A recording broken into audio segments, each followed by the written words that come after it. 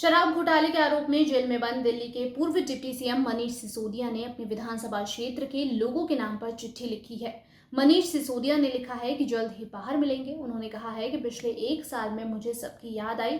हम सबने बहुत ईमानदारी से मिलकर काम किया। जैसे आज़ादी के समय सबने लड़ाई लड़ी, वैसे ही हम अच्छी शिक्षा और स्कूल के लिए लड़ रहे हैं। बता दें कि मनीष सिसोदिया पिछले 1 साल से दिल्ली शराब घोटाले के आरोप में जेल में बंद है। इससे पहले बुधवार को आम आदमी पार्टी के नेता संजय सिंह इस मामले में जमानत के बाद जेल से रिहा हुए थे।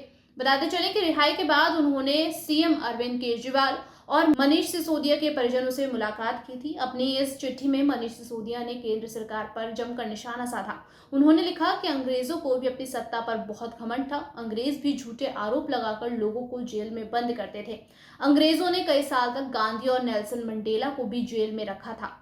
अंग्रेजों की तानाशाही के बाद भी आजादी का सपना सच हुआ। मनीष सिसोदिया ने इस चिट्ठी में लिखा कि विकसित देश होने के लिए अच्छी शिक्षा स्कूल का होना जरूरी है। मुझे खुशी है कि अरविंद केजरीवाल जी के नेतृत्व में दिल्ली में शिक्षा क्रांति आई। अब पंजाब शिक्षा क्रांति की खबर पढ़कर सुकून मिलता है। वैसे ही एक दिन हर बच्चे को सही और अच्छी शिक्षा मिलेगी। बता दें कि चिट्ठी में उन्होंने आगे लिखा कि शिक्षा क्रांति जिंदाबाद, love you all. Manish Sisodia ने लिखा कि जेल में रहकर मेरा प्यार आप लोगों के लिए और बड़ा है। आप लोग मेरी प्रेरणा हैं और आप सब मेरी ताकत हैं।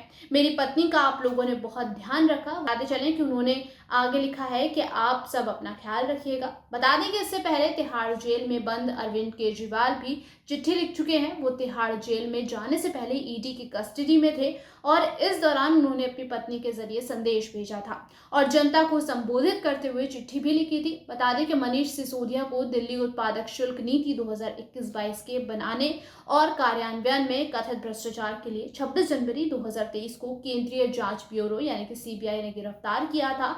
और जब इस फैसले को दिल्ली उच्च न्यायालय में चुनौती दी गई तो जज ने पिछले साल जुलाई में उन्हें ये कहते हुए जमानत देने से इनकार कर दिया था कि उनके खिलाफ आरोप बहुत गंभीर प्रकृति के हैं। हालांकि सिसोदिया के वकील ने ये तर्क भी दिया था कि इस मामले में सिसोदिया को अकेले छोड़ दिया गया है और उन पर साजिश का आरोप भी लगाया जा रहा है। बताते चले कि मनी लॉन्ड्रिंग मामले में मनीष सिसोदिया को जमानत देने से इनकार करने वाले ट्रायल कोर्ट के आदेश को हाई कोर्ट ने सही माना। हाई कोर्ट ने ट्रायल कोर्ट के फैसले को तर्कसंगत आदेश मानते हुए मनीष को जमानत देने से इनकार कर दिया। हालांकि सुप्रीम कोर्ट ने भी उन्हें जमानत देने से इनकार कर दिया, जबकि शीर्ष अदालत ने सीबीआई और ईडी से कहा था कि वो सिसोदिया को अनिश्चित अवधि के लिए जेल में नहीं रख सकते हैं।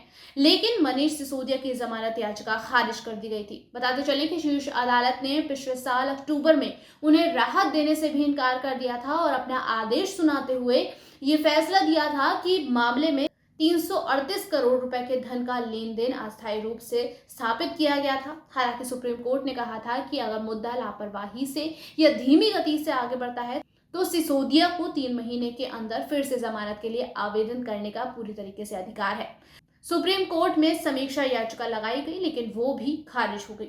इसके अलावा बताते चले कि मनीष सिसोदिया की तरफ से लिखी गई चिट्ठी में ये कहा गया कि जल्द ही बाहर मिलेंगे। वहीं इसे इशारे के तौर पर भी समझा जा रहा है। हालांकि संजय सिंह को जो पीएमएलए की धारा 45 के तहत जेल से जमानत पर रिहाई मिली है, उनकी रिहाई पर कोर्ट ने एक तरफ से ये साफ कर दिया था कि संजय सिंह की रिहाई को बाकी के नेता किसी भी तरह की मिसाल की तरह नहीं मान सकते हैं। इस पर आपका क्या कुछ कहना है, हमें कमेंट सेक्शन में आप जरूर बताइएगा।